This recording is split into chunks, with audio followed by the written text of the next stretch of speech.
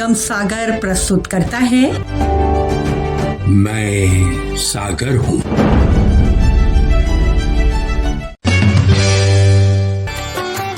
सागर का चप्पा चप्पा अपने विकास की कहानी कह रहा है। सड़कों का निर्माण और बेहतर साफ सफाई बनी सागर की पहचान। सागर को बनाएं अपने सपनों का सागर। अपने सागर को स्वच्छ और सुंदर बनाए रखने में सागर नगर निगम का सहयोग करें। नगर निगम सागर द्वारा जनहित में जारी। मैं सागर हूँ। इस प्रोग्राम में स्वीकार कीजिए साहिबा और नासिर का नमस्कार। सागर का हर चौराहा, हर गली अपने में कई कहानियां समेटे हुए है। ऐसी ही कुछ कहानियां हम आपसे साझा करेंगे इस प्रोग्राम में। अगर आपके पास भी ऐसी कुछ कहानियां हैं तो हमें लिखकर भेजिए हमारे व्हाट्सएप नंबर 9302911960 पर। इस कार्यक्रम में शामिल हैं सागर वासियों की पुरानी यादें, आजकल के उनके अनुभव और सुझाव भी। इस अंक में बात होगी सागर मंथन दर्शाने वाले एक पार्क की और साथ ही साथ देव दिवाली पर्व के भव्य आयोजन की।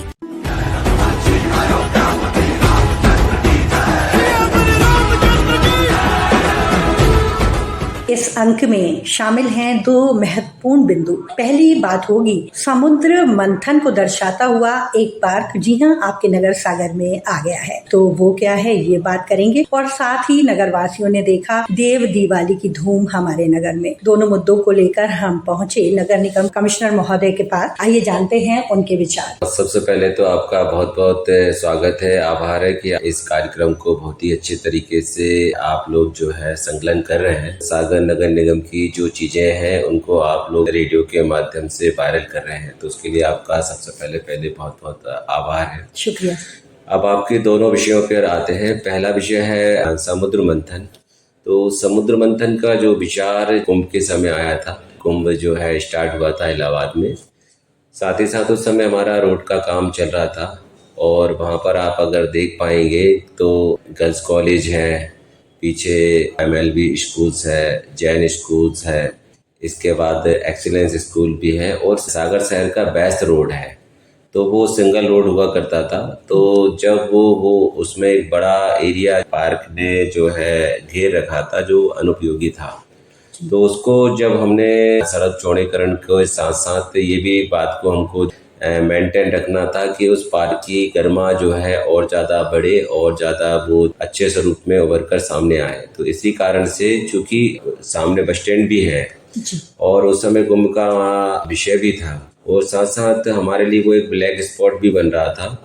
ब्लैक स्पॉट का अर्थ ये है कि ऐसा स्थान जो साफ सफाई को प्रभावित करते हैं जी। वहाँ पर आपने देखा होगा कि पहले बहुत अधिक मात्रा में जल भराव भी होता था बस स्टैंड पर। तो इन सारे बिंदुओं को समाहित करते हुए कि ये एक तरीके से बुराई पे अच्छाई का जो मंथन था, इन दोनों चीजों को एक साथ मिलाकर, चूंकि बुराई वहाँ पहले से कर रही थी और साथ ही साथ अब इस विचार से दोनों बातों पे, चूंकि हमारा स्वच्छता सर्वेक्षण 2024 भी चल रहा था, तो इन सारे विषयों को एक साथ रख के जब इस बात का मंथन किया गया कि यहाँ ऐसी कौन सी चीज लगाई जाए जो न केवल सागर शहर के वासियों को प्रेरित करे बल्कि बस स्टैंड सामने होने के कारण आने जाने वाले आगंतुकों को जो कि दूर दूर से बस के माध्यम से आते हैं उनके लिए भी प्रेरित करे। वहाँ पर एक समस्या और थी, क्योंकि वहाँ बच्चों का कॉलेज और स्कूल दोनों थे जी। तो वहाँ पर ये भी बात निकल के आई थी कि वहाँ पर बच्चियों के साथ कुछ मिसहैपनिंग होने की संभावना बनी रहती है और कुछ बस स्टैंड होने के कारण भी ये सारी चीजें होती थी। तो वो एक बड़ा कारण ये रहता है, जो मेरा बेसिक मानना है कि इस तरह की चीजों को होने के पीछे वजह होती है कि वहाँ पर प्रॉपर सड़कें नहीं होती, रोड्स नहीं होते, लाइट्स नहीं होती, तो इसके कारण से बच्चों के साथ इस तरह की घटनाएं होने की बनी रहती हैं।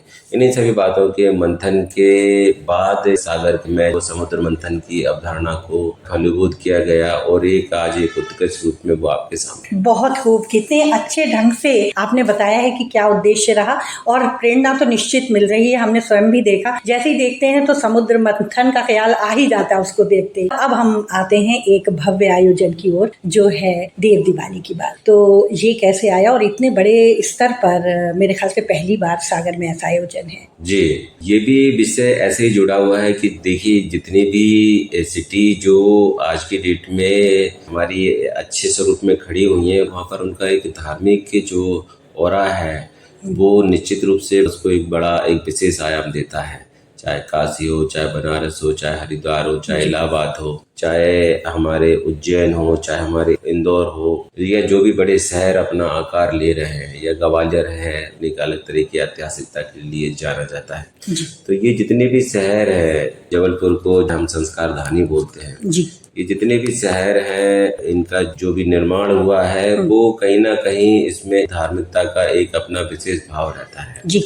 वर्तमान समय में जब आप देख रहे हैं कि नई युवा पीढ़ी सोशल प्लेटफॉर्म पर रील्स या अन्य तरह की चीजों को देख रही है और वास्तविकता से दूर होती जा रही है, जी। तो जब हमने गंगा आरती, जैसे कि लास्ट बार आपने और हमारे बीच की बात हुई थी, जब हमने गंगा आरती जैसा विशेष कार्यक्रम जो आयोजित किया, तो वहाँ पर बहुत अधिक मात्रा में सागर शहर के लोग पहुँचने लगे। क्योंकि ये गंगा आरती जो है हमने बनारस से उठाई थी, बनारस से मेरा भी विशेष लगाव है। तो वहाँ पर दिवाली इससे पहले अयोध्या में देव दिवाली हो जाती है, इसके बाद छोटी दिवाली आती है जिसको हम लोग 11 पे करते हैं। बनारस में ये दिवाली कार्तिक पूर्णिमा पर आती है, जब दोनों तरह की 11 और मुख्य दिवाली की पूजन हो चुकी होती है। अच्छा। जी। तो उसके 3-4 दिन बाद ये दिवाली आती है। तो अलग तरीके का वहाँ वातावरण जो है निर्मित होता है। सभी लोग अयोध्या या बनारस आज की डेट में अभी भी नहीं जा पाते हैं। तो चूंकि हमारे पास, जैसे मैंने आपको पहले बताया था, कि मंदिरों की श्रृंखला है, पानी की अच्छी श्रृंखला है, गंगा आरती ऑलरेडी हम लोग कर ही रहे थे। तो अब यहाँ पर एक प्रेरणा आई कि देव दिवाली जैसे उत्सव को भी मनाया जाए। तो इसमें हमने 1,11,101 दीपकों का जोत लगाई थी, और साथ ही साथ इसमें दीप प्रज्वलित भी हुए, साथ ही साथ इसमें दीपदान भी हुआ।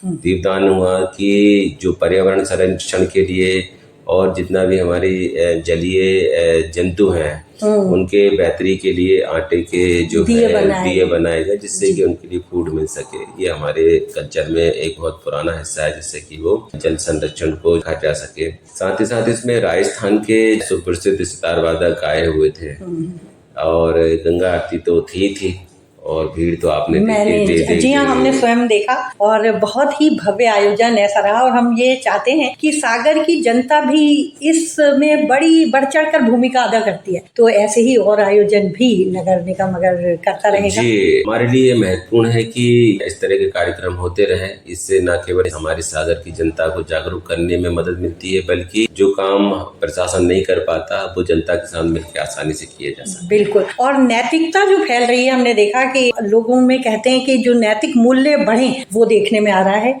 जो बहुत ही बड़ी बात है। हाँ, जैसे कि कल देख रहे होंगे आप, जब कि एक दूसरे को चलने को भी जगह नहीं थी, है ना, तो ये बहुत पीसफुली हुआ। और ये सागर के लिए एक बेहतर रास्ते खुल रहे हैं। हम कोशिश करेंगे कि आप सब लोगों के साथ मिलके इस तरह के कार्यों को करते रहें। आपको बहुत बहुत बधाई एक बार फिर इस आयोजन। बहुत आभार।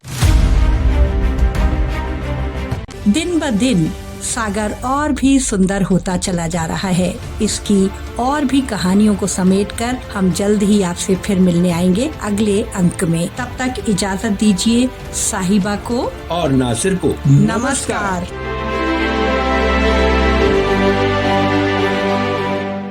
ये कार्यक्रम आप सुनेंगे हर रविवार शाम 5:30 पर आकाशवाणी सागर से। अपने सागर से जुड़ी कुछ और बातें लेकर आएंगे हम अगले अंक में। सागर का चप्पा चप्पा अपने विकास की कहानी कह रहा है। सड़कों का निर्माण और बेहतर साफ सफाई बनी सागर की पहचान। सागर को बनाएं अपने सपनों का सागर। अपने सागर को स्वच्छ और सुंदर बनाए रखने में सागर नगर निगम का सहयोग करें। नगर निगम सागर द्वारा जनहित में जारी। मैं सागर हूँ। इस कार्यक्रम के प्रायोजक थे नगर निगम सागर।